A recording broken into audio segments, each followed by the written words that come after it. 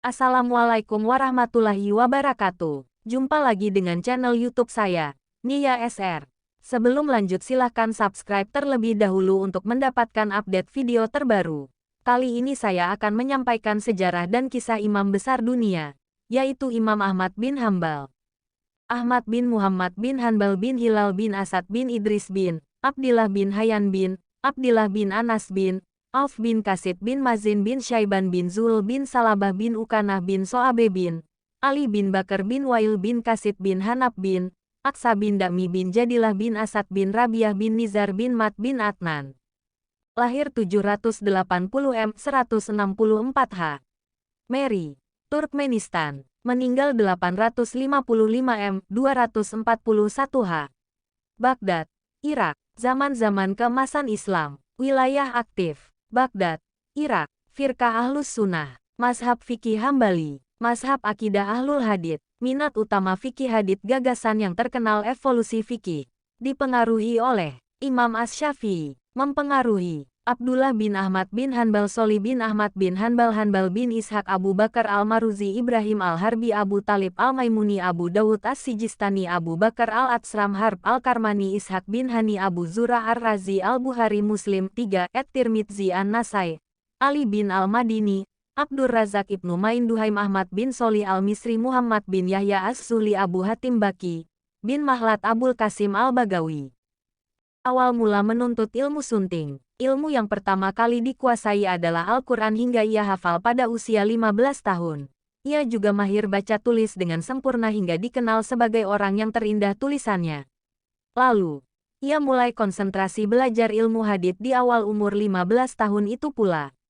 Ia telah mempelajari hadits sejak kecil dan untuk mempelajari hadits ini, ia pernah pindah atau merantau ke Syam, Syria, Hijaz, Yaman dan negara-negara lainnya sehingga ia akhirnya menjadi tokoh ulama yang bertakwa, saleh, dan zuhud. Abu Zur'ah mengatakan bahwa kitabnya yang sebanyak 12 buah sudah dihafalnya di luar kepala. Ia menghafal sampai 1.000.000 hadits. Imam Syafi'i mengatakan tentang diri Imam Ahmad, "Setelah saya keluar dari Baghdad, tidak ada orang yang saya tinggalkan di sana yang lebih terpuji, lebih soleh dan yang lebih berilmu daripada Ahmad bin Hambal." Abdur Rozak bin Hammam yang juga salah seorang guru dia pernah berkata, "Saya tidak pernah melihat orang sefaqih dan sewara Ahmad bin Hanbal." Keadaan fisik. Muhammad bin Abbas An-Nahwi bercerita, "Saya pernah melihat Imam Ahmad bin Hambal. Ternyata badan dia tidak terlalu tinggi juga tidak terlalu pendek. Wajahnya tampan, di jenggotnya masih ada yang hitam. Ia senang berpakaian tebal, berwarna putih dan bersorban serta memakai kain." Yang lain mengatakan, kulitnya berwarna coklat sawo matang. Keluarga, dia menikah pada umur 40 tahun dan mendapatkan keberkahan yang melimpah. Ia memiliki anak-anak yang solih dari istri-istrinya, yang mewarisi ilmunya, seperti Abdullah dan Soli. Bahkan keduanya sangat banyak meriwayatkan ilmu dari bapaknya. Kecerdasan, putranya yang bernama Soli mengatakan, "Ayahku pernah bercerita, Hushaim meninggal dunia saat saya berusia 20 tahun. Kala itu saya telah hafal apa yang kudengar darinya." Abdullah, putranya yang lain mengatakan, "Ayahku pernah menyuruhku, ambillah kitab Musyanaf Waqi, mana saja yang kamu kehendaki. Lalu tanyakanlah yang kamu mau tentang matan nanti kuberitahu sanadnya.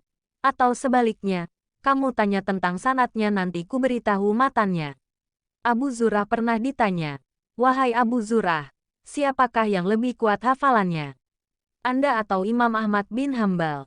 Dia menjawab, "Ahmad." Ia masih ditanya, "Bagaimana Anda tahu?"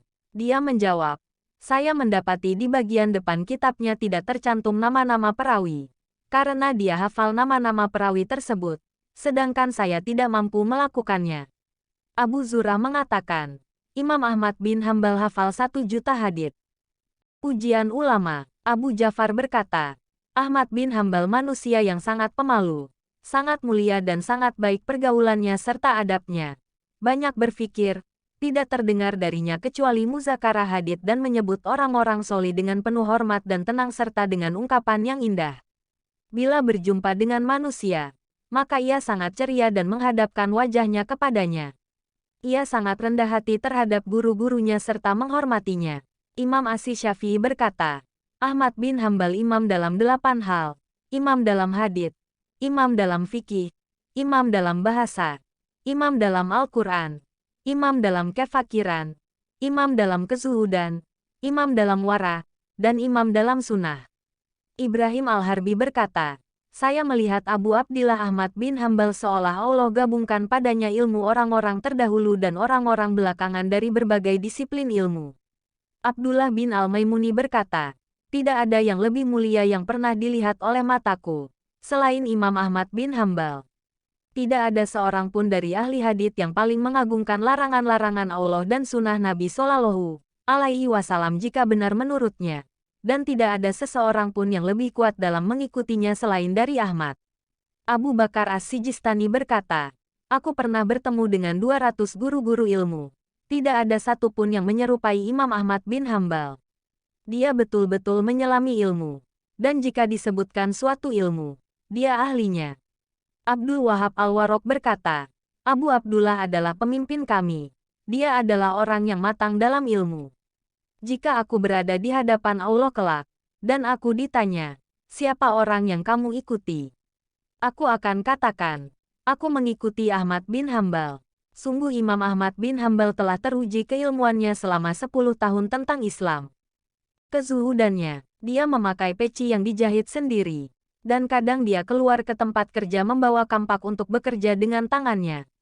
Kadang juga dia pergi ke warung membeli seikat kayu bakar dan barang lainnya lalu membawa dengan tangannya sendiri. Al-Maimuni pernah berujar, rumah Abu Abdillah Ahmad bin Hambal sempit dan kecil. Wara, dan menjaga harga diri. Abu Ismail At-Tirmidzi mengatakan, datang seorang lelaki membawa uang sebanyak 10.000 dirham untuk dia, tetapi dia menolaknya. Ada juga yang mengatakan, ada seseorang memberikan 500 dinar kepada Imam Ahmad namun dia tidak mau menerimanya. Juga pernah ada yang memberi 3.000 dinar, tetapi dia juga tidak mau menerimanya. Tawadu dengan kebaikannya, Yahya bin Ma'in berkata, saya tidak pernah melihat orang yang seperti Imam Ahmad bin Hambal. Saya berteman dengannya selama 50 tahun dan tidak pernah menjumpai dia membanggakan sedikitpun kebaikan yang ada padanya kepada kami. Dia Imam Ahmad mengatakan, saya ingin bersembunyi di lembah Makkah hingga saya tidak dikenal. Saya diuji dengan popularitas. Al-Maruzi berkata, saya belum pernah melihat orang fakir di suatu majelis yang lebih mulia kecuali di majelis Imam Ahmad. Dia perhatian terhadap orang fakir dan agak kurang perhatiannya terhadap ahli dunia, orang kaya. Dia bijak dan tidak tergesa-gesa terhadap orang fakir. Ia sangat rendah hati. Begitu tinggi ketenangannya dan sangat memuka harismanya. Dia pernah bermuka masam karena ada seseorang yang memujinya dengan mengatakan, semoga Allah membalasmu dengan kebaikan atas jasamu kepada Islam. Dia mengatakan, jangan begitu tetapi katakanlah, semoga Allah membalas kebaikan terhadap Islam atas jasanya kepadaku. Siapa saya dan apa jasa saya? Sabar dalam menuntut ilmu. Tatkala dia pulang dari tempat Abdur Razak yang berada di Yaman, ada seseorang yang melihatnya di Makkah dalam keadaan sangat letih dan capai. Lalu ia mengajak bicara. Maka Imam Ahmad mengatakan, ini lebih ringan dibandingkan faidah yang saya dapatkan dari Abdur Razak. Hati-hati dalam berfatwa. Zakaria bin Yahya pernah bertanya kepada dia, berapa hadits yang harus dikuasai oleh seseorang hingga bisa menjadi mufti? Apakah cukup 100.000 hadits? Dia menjawab, tidak cukup. Hingga akhirnya ia berkata, apakah cukup 500.000 hadits? Dia menjawab, saya harap demikian. Kelurusan akidahnya sebagai standar kebenaran. Ahmad bin Ibrahim Ad-Dawuruki mengatakan, siapa saja yang kamu ketahui mencela Imam Ahmad maka ragukanlah agamanya. Sufyan bin Waki juga berkata, Ahmad di sisi kami adalah cobaan. Barang siapa mencela dia maka dia adalah orang fasik. Masa fitnah, pemahaman Jahmiyah belum berani terang-terangan pada masa Khilafah Al-Mahdi, Ar-Rasyid dan Al-Amin. Bahkan Ar-Rasyid pernah mengancam akan membunuh Bishr bin Ghiyath Al-Marisi yang mengatakan bahwa Al-Quran adalah makhluk. Namun dia terus bersembunyi pada masa Khilafah Ar-Rasyid. Baru setelah dia wafat, dia menampakkan kebitahannya dan menyeru manusia kepada kesesatan ini. Pada masa Khalifah Al-Mamun, orang-orang Jahmiyah berhasil menjadikan paham Jahmiyah sebagai ajaran resmi negara. Di antara ajarannya adalah menyatakan bahwa Al-Quran makhluk. Lalu penguasa pun memaksa seluruh rakyatnya untuk mengatakan bahwa Al-Quran makhluk, terutama para ulamanya. Barang siapa mau menuruti dan tunduk kepada ajaran ini, maka dia selamat dari siksaan dan penderitaan. Bagi yang menolak dan bersikukuh dengan mengatakan bahwa Al-Quran kalamullah bukan makhluk, maka dia akan mencicipi cambukan dan pukulan serta kurungan penjara. Karena beratnya siksaan dan parahnya penderitaan, banyak ulama yang tidak kuat menahannya yang akhirnya mengucapkan apa yang dituntut oleh penguasa zalim meski cuma dalam lisan saja. Banyak yang membisiki Imam Ahmad bin Hambal untuk menyembunyikan keyakinannya agar selamat dari segala siksaan dan penderitaan. Tetapi dia menjawab, "Bagaimana kalian menyikapi hadits? Sesungguhnya orang-orang sebelum Habab, yaitu sabda Nabi Muhammad, ada yang digergaji kepalanya namun tidak membuatnya berpaling dari agamanya." Hari Bukhari 12/281. Lalu dia menegaskan, "Saya tidak peduli dengan kurungan penjara dan rumahku sama saja." Ketegaran dan ketabahan dia dalam menghadapi cobaan yang menderanya digambarkan oleh Ishaq bin Ibrahim. "Saya belum pernah melihat seorang yang masuk ke penguasa lebih tegar dari Imam Ahmad bin Hambal. Kami saat itu di mata penguasa hanya seperti lalat." Di saat menghadapi terpaan fitnah yang sangat dahsyat dan deraan siksaan yang luar biasa, dia masih berpikir jernih dan tidak emosi, tetap mengambil pelajaran meski datang dari orang yang lebih rendah ilmunya. Ia mengatakan, "Semenjak terjadinya fitnah saya belum pernah mendengar suatu kalimat yang lebih mengesankan dari kalimat yang diucapkan oleh seorang Arab Badui kepadaku. Wahai Ahmad, jika Anda terbunuh karena kebenaran maka Anda mati syahid, dan jika Anda selamat maka Anda hidup mulia." Maka hatiku bertambah kuat. Ahli hadits sekaligus juga ahli fikih, Ibnu Aqil berkata, "Saya pernah mendengar hal yang sangat aneh dari orang-orang bodoh yang mengatakan, Ahmad bukan ahli fikih, tetapi hanya ahli hadits saja. Ini adalah puncaknya kebodohan. Karena Imam Ahmad memiliki pendapat-pendapat yang didasarkan pada hadits yang tidak diketahui oleh kebanyakan manusia. Bahkan dia lebih unggul dari seniornya." Bahkan Imam Az-Zahabi berkata, "Demi Allah, dia dalam fikih sampai derajat Laits, Malik dan Asy-Syafi'i serta Abu Yusuf. Dalam zuhud dan wara, dia menyamai Fudail dan Ibrahim bin Adam. Dalam hafalan dia setara dengan Syu'bah, Yahya Al-Qattan dan Ibnul Madini. Tetapi orang bodoh tidak mengetahui kadar dirinya. Bagaimana mungkin dia mengetahui kadar orang lain?" Guru Imam Ahmad bin Hambal berguru kepada banyak ulama. Jumlahnya lebih dari 280 yang tersebar di berbagai negeri, seperti di Makkah, Kufah, Basrah, Baghdad, Yaman dan negeri lainnya.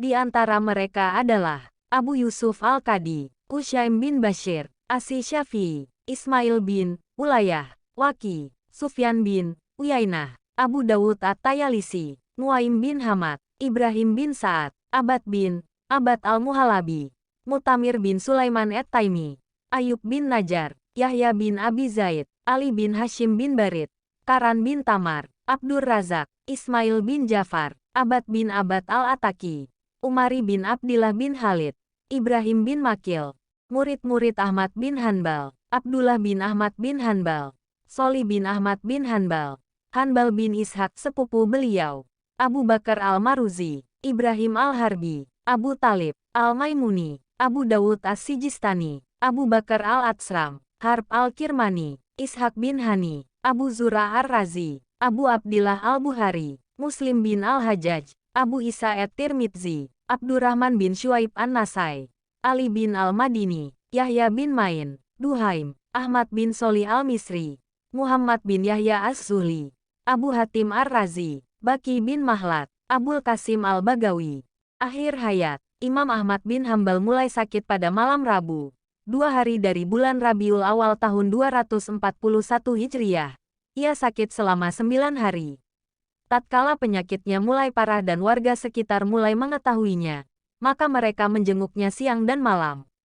Penyakitnya kian hari kian parah. Pada hari Kamis dan sebelum wafat ia memberikan isyarat pada keluarganya agar ia diwudukan.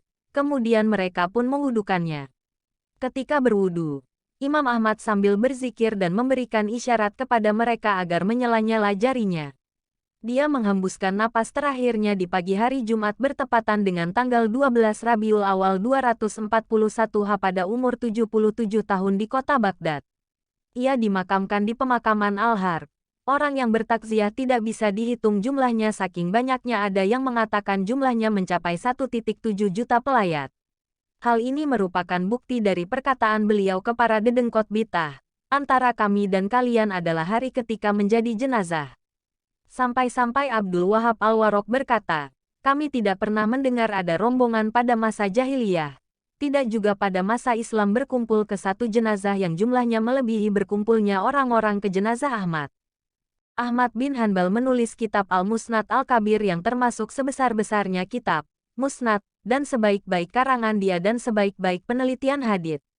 Ia tidak memasukkan dalam kitabnya selain yang dibutuhkan sebagai hujah. Kitab Musnad ini berisi lebih dari 25.000 hadits.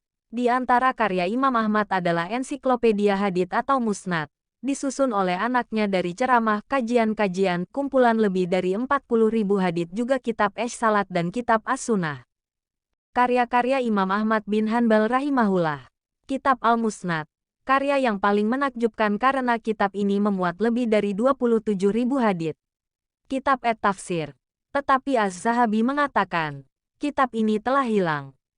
Kitab An-Nasik wa Al-Mansuk, Kitab At-Tarikh, Kitab Hadits Syubah, Kitab Al-Muqaddam wa Al-Muakkar fi Al-Qur petik terbalikan, Kitab Jawabah Al-Qur petik terbalikan, Kitab Al-Manasik Al-Kabir, Kitab Al-Manasik As-Sagir, Kitab Usyul As-Sunnah. Menurut Imam Nadim, kitab berikut ini juga merupakan tulisan Imam Ahmad bin Hanbal.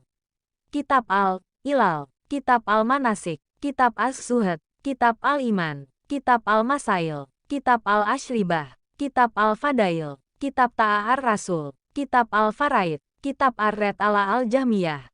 Demikianlah sejarah dan kisah Imam Ahmad bin Hanbal. Kurang lebihnya saya mohon maaf atas segala kekurangan dan kekeliruan. Kepada Allah saya mohon ampun. Wassalamualaikum warahmatullahi